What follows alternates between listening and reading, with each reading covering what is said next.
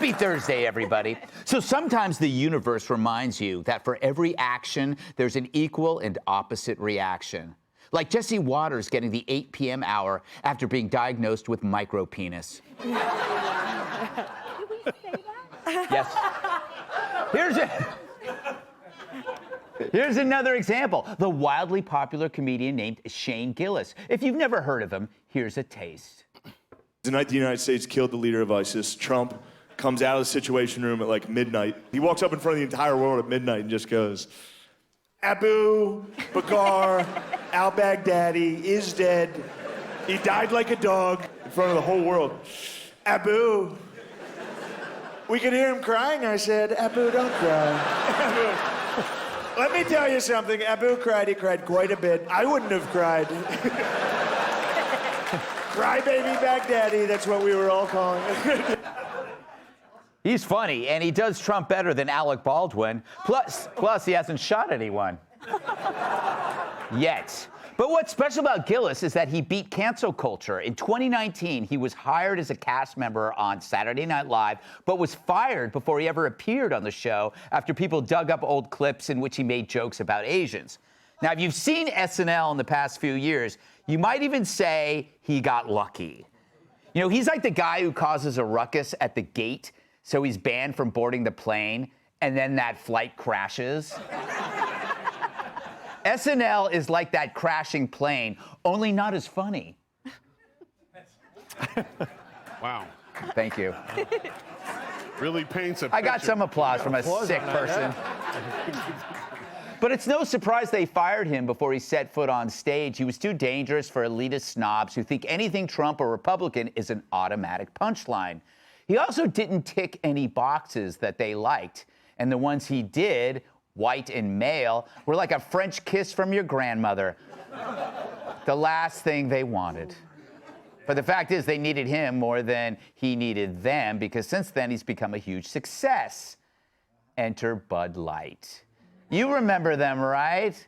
Last year, they briefly partnered with trans influencer Dylan Mulvaney, which alienated their customer base, resulting in boycotts that cost billions. Thank God we never covered that. It started April 1st after Mulvaney, a.k.a. Pee-wee her-him, Anheuser-Busch has lost $5 billion with a B as in B cup. Sales are plummeting faster than Hunter Biden's pants in a porno theater. Mulvaney influenced Bud's customers to switch to St. Pauli Girl so they won't have to wonder what's under the skirts. After all, we prefer our beer nuts to be in a bowl. It's the first time Dylan's complaining about the scandal. More proof that he's not a woman. How do you like them Adam's apples? So thanks to their woke desperation, Anheuser-Busch's stock dropped faster than Chris Christie in a hot air balloon. So did they learn their lesson? It appears so, because guess who Bud Light is partnering with now? Shane Gillis. Yes, it appears public humiliation works, because Bud Light severed ties with Mulvaney faster than Meghan Markle severed Prince Harry's balls. Oh. On the spectrum of regular dudeness, Gillis is about as far away as you can get from Mulvaney without a beer belly transplant. And so Bud announced on Instagram, "Welcome to the team, Shane Gillis. Excited to be part of your 2024 tour." And you got to admit, that's a much better slogan than 2023's Bud, the king of beers for queens with penises. So why now? Well, maybe they tuned into Joe Rogan. I feel like you should be the new spokesperson. You could turn this around. They better hurry up and give me some money, or I'm going to start drinking Coors Light.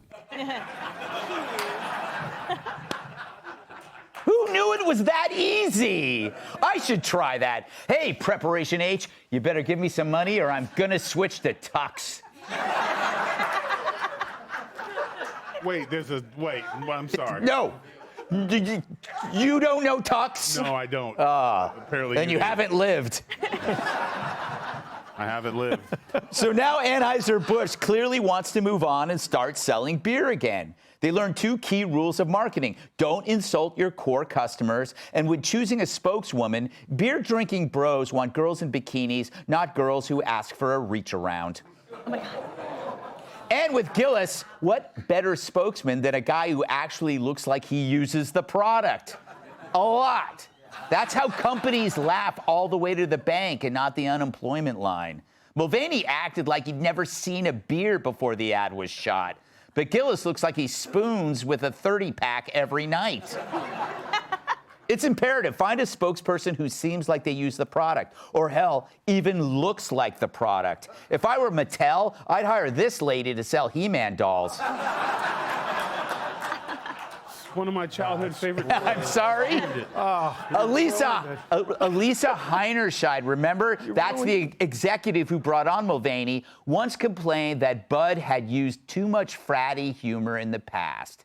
And guess who handed me my quarter pounder through the drive-through window yesterday? Elisa Heinerscheid. I kid. McDonald's is for fratty jerks, too. But you know who likes fratty humor? Beer drinkers, people who enjoy drinking beer, your customers. You're not selling to trans influencers. There's only one, and you used them in the ad. So Bud's doing the right thing, and good for them. Maybe our leaders will learn the same lesson. If you insult the people who made you, they can unmake you, too. At least now they have a spokesman, emphasis on man, who will make us laugh on purpose, and not because he looks like Audrey Hepburn. If anything, this opens the door for other troubled brands to do the same. Because, you know, maybe dudes are the answer. Maybe Disney should hire Larry the Cable Guy. Hell, Ben & Jerry's should hire Tyrus. He could have his own flavor, Kick-Ass Crunch. I might try that. Yeah. And Victoria's Secret, you know, maybe it's time. Oh my God. I'll get in shape. So good on Bud Light for rediscovering its core values, while SNL limps along like a solar-powered Prius. First, Bud got the UFC, then Peyton Manning, and now Gillis. If they got any frattier, they'd sponsor a fart lighting contest.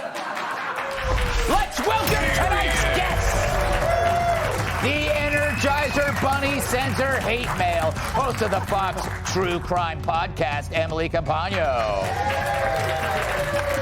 As a former judge, this comedian's act is always out of order. Actor and comedian Vince August. She saw her shadow this morning, which means 6 more weeks of not eating. New York Times bestselling author and Fox News distributor captain. You eat more than I And his shirt size has more X's than Taylor Swift. New York Times bestselling author, comedian, and former NWA world champion Tyrus. Emily, as we're walking on, you asked me, would I ever take a job for Bud Light? I would say hell yes, because you know they're paying. That's what I was asking you, is how much would you do it for? And then you were like, free. No, but I feel like the question I is... never said free. You said you would do it. Oh, I would do it for a lot of money. How much? It'd have to be 7 figures. And the decimal point has to be over the other side of the... Yes. Same. Yeah. I would do it for like $100,000. Is this a good move, you think? Yes. And I think what's interesting that we're watching in real time, and you sort of laid it out, is they're being actually pretty ballsy with the apology move. So they're unabashedly hiring the exact opposite, the exact antithesis of what they pledged that they weren't about, right? Right. And when you look at the numbers, so apparently they paid Dylan Mulvaney $26,000, and then they lost almost $30 billion. Do you remember in 2016 when Peyton Manning, he just mentioned Budweiser? There's sort of a hullabaloo about it because he mentioned it, and they argued at the time that just him talking about it was worth $13.9 million in advertising. And the point was they never paid him. So now, though, I'll bet you they are paying Peyton and Shane Gillis millions and millions and millions and millions, and they're having to do it in the long game. They're basically saying, you know what, worth it, because all of these numbers pale in comparison to $30 billion. Did you hear that, Tux? Huh? I'll make you a millionaire. Stick with me, kid. I shouldn't be doing that about Tux, Vince. It is kind of funny, though. Their initial thing was to bash frat boys, and then they've got like the hood ornament of he's better than frat humor. I shouldn't say that. He's extremely funny, hilarious guy. How did you not do a Dylan Mulvaney and Tux joke? Somewhere in there. Now it occurred to me. My problem was never with Dylan Mulvaney. It was with Alicia Jingleheimer Schmidt, whatever her name is, because it was, we're not that anymore. We're this.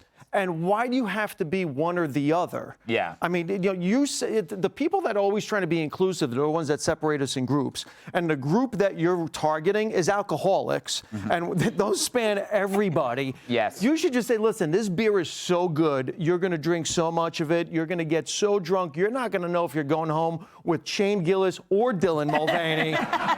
But tomorrow morning, you're going to have a good story either way. Like, that's... Totally. Kat, why aren't we approached to be spokespeople? You know, we were there first when it came to cancel culture. We think Bud should be underwriting this show, and we love money, and we do drink. Yeah, I also think that with Bud Light, it wasn't, I think a lot of people feel how you feel. They were mad about not Dylan Mulvaney, but about saying purposely they're trying to get rid of their most popular consumers. But I also think there was another piece to it, which just drinking a Bud Light is an invitation for anyone in the bar to come up and talk to you about it. Yes, Like, that's true. A lot of people just didn't want that. Like, if you're drinking that, then anybody's gonna be like, hey, like, and if you're drinking a Bud Light, there's only two reasons you're drinking it. Either you drank a lot of booze already and you're trying to slow it down, or you have a lot of drinking booze to do, Right. and you're trying to take it slow. Yeah, you're managing your drinking. Yeah. In none of those situations do you want any additional externalities coming at you. Yes. So I think that although obviously Shane Gillis, I think, represents the brand and what it really always has been, if you still run the risk of the guy like, hey, like, people might still not want to take that risk. Yeah, you almost have to wait till those people die. Everyone who's been alive for that commercial needs to die first. Exactly. They need to go after beer drinkers who aren't born Children. yet. Children, Tyrus. Good move on Bud's part. Not good enough. Yeah. Not good enough. Hate to kill the little party. I have a problem with Dylan Mulvaney. I had a problem with somebody doing woman face. Yeah. Making fun of spitting in the face of women. It had nothing to do with him being trans. I did. The other thing that Bud is not, yes, they're shelling out money, trying to get guys back on the team, but they have laid off, 20% of their labor force? They're the people who live by the arenas and baseball stadiums across the country have all been laid off. Just last week, they were laying people off. So, yeah, you're going to put a little bit of money in one comedian's pocket, and that's great. But how about hiring back the people that you laid off like that instead of admitting you're wrong? So Good I think point. it's great, and I can speak on it because I drank Bud Light. Yeah. It was the best beer to go with on barbecuing. Yeah. You know, and How many do you have to drink, Tyrus? that was the beautiful thing. For me to get where I need to go with Bud Light, I need at least 24. So I always keep 12. Yeah. Because everything in my house, I only get half enjoyment. So I just get kind of there. But, I was diehard Bud Light because I even had the Bud Light Orange. Loved it. Thought it was great. It was a beer I drank in college, and I don't change much. I dress the same since I was 13. You're not going to get the commercial. You understand that. I want you to win with They Gillis. kiss my ass. I don't need I got some money. But my integrity is more than that. I wouldn't take a dime from them right now. And I drank it my entire life because the apology's not good enough. Because we haven't seen it. Come out and say we were wrong for allowing a person in woman face to degrade women, and this will not happen again. Try that. They always do the apology like, we're sorry for this. Sorry for what? What exactly, like I tell my kids, what are you exactly sorry for? You spit in the face of middle class of America. You made fun of women because you didn't think anyone mattered. And you had some dumbass talking about everyone was stupid. You lost a bunch of money. Good Americans lost jobs. You're giving a little bit here and there, but who's going to step up and say, this ain't going to happen again, and here's how? And by the way, the employees who've worked for us for decades and even generations, we're going to get it back, and this is how. So maybe we don't get a bunch of sponsors who get money, but maybe that money goes back to the workers, because that's who got hurt in this. Hey, Sean Hannity here. Hey, click here to subscribe to Fox News YouTube page and catch our hottest interviews and most compelling analysis. You will not get it anywhere else.